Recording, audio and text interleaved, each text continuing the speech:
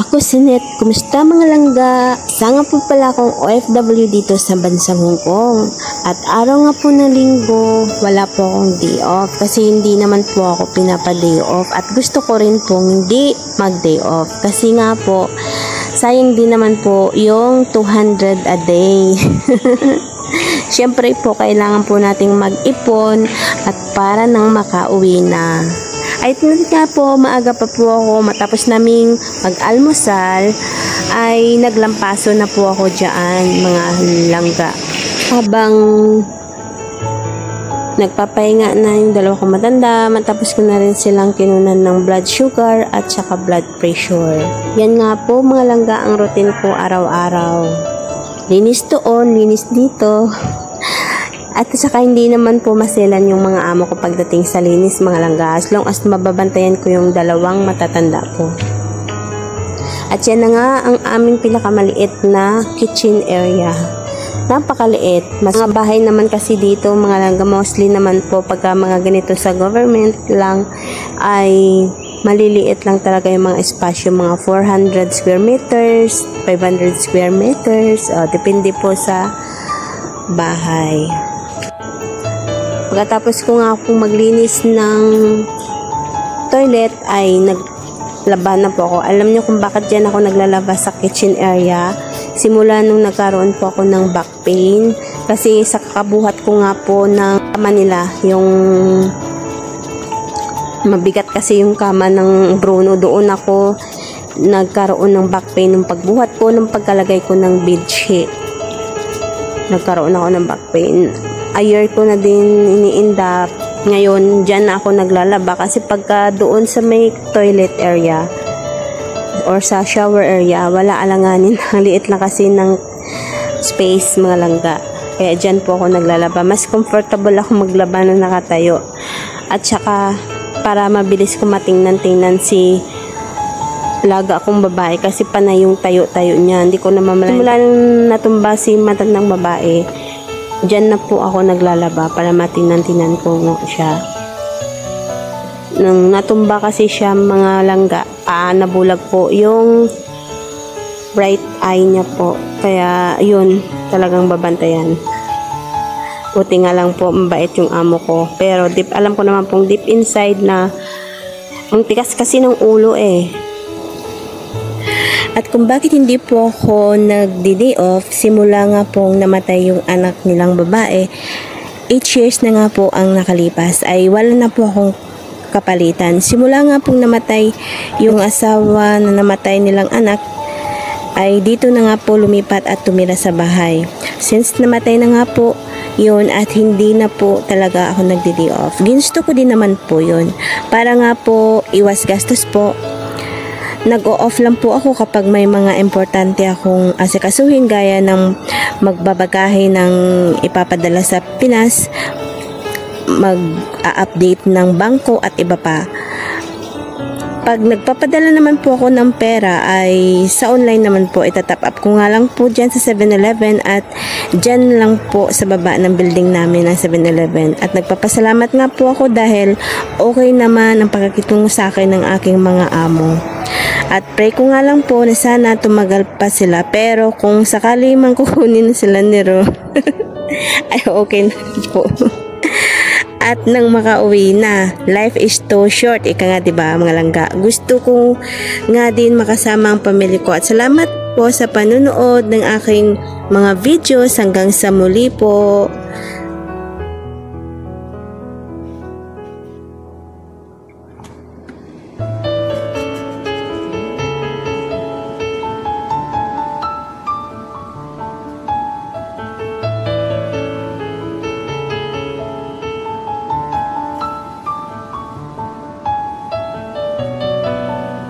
At salamat na nga po at sumikat na rin si Haring Araw. At maganda ngayon ang panahon, medyo mainit-init. Kaya nga po maganda maglaba at mabilis matuyo ang mga labahan. Ayan po yung mga sampayan namin dyan. Tingnan nyo naman kung ganyan ang mga sampayan. Is napakahirap po isampay.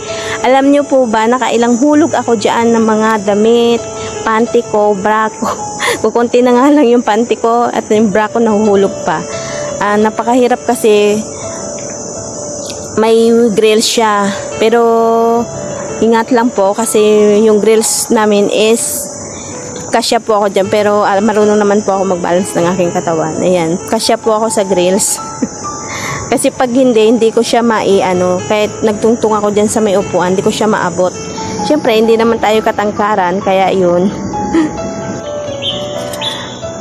Kung tutuusin nga po mga langga, wala po talaga akong tulog kasi yung gising ko nga po dyan is 4:45 in the morning. Tapos gigisingin ko na si aking tandang Bruno mga alas 5 ng umaga.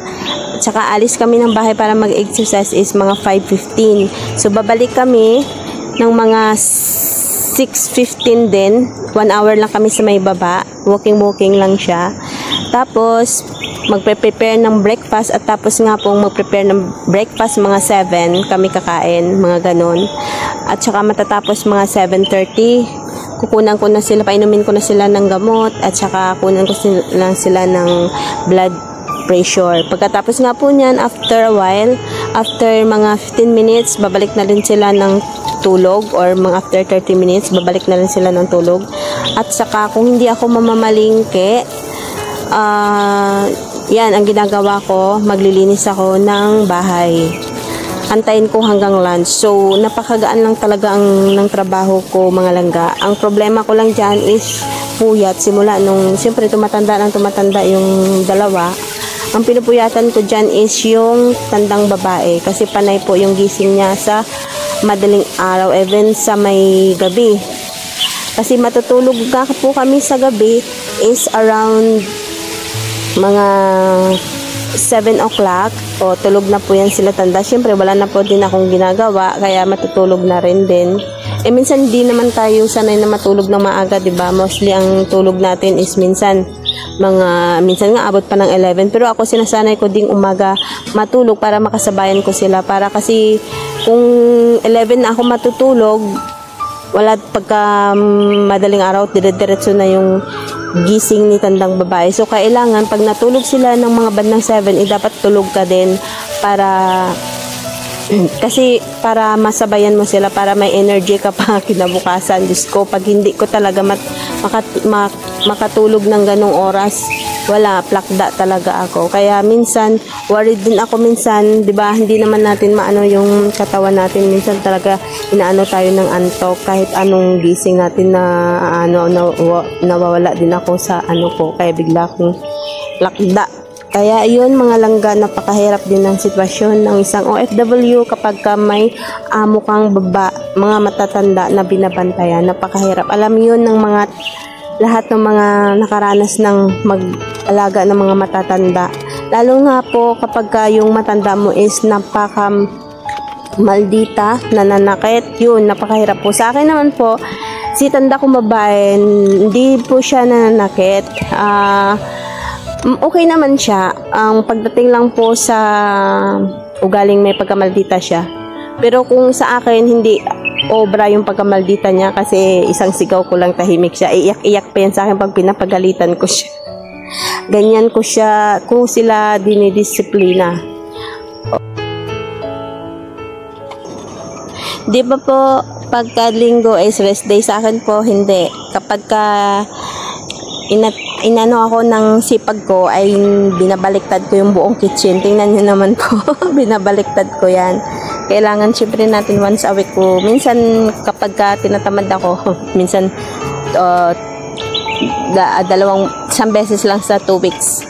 Pero yan, pagka sinisipag naman ako, ayaw ko kasing nakakita ng mga oily, lalo na po pagdating sa window. Gusto ko po yung as in shiny yung window, yung aking window. Ayan, at naglilinis ako ng aming stove. Ganyan lang po yung stove niya, gas range lang siya, kumbaga.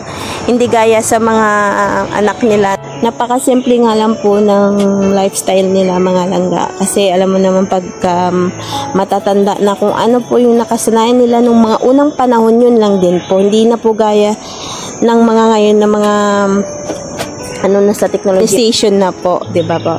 O 'di ba? Yan ang mga gamit pa nila nung una, ganyan ang nakasanayan nila. Ayan. Simple lang sila, pero wag ka, marami silang pera. Joke lang. Ayan na nga mga langga, nag-enjoy ako dyan sa paglilinis. Gustong gusto kong maglilinis ng mga ganyan. Gustong yung mauuting mga bagay. Dyan ako mahilig mga langga sa mauuting mga bagay.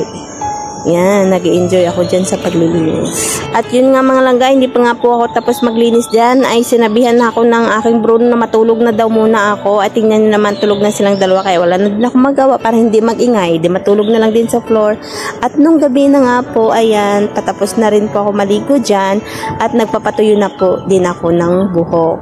So, ayun na nga guys, paggabi na po at nang matulog na po tayo. Diyan lang po ako nakahiga sa may sofa para mabilis po nga po silang magisingan. Ayan. So, good night po. Thank you so much for watching. See you on my next vlog. Bye. Good night.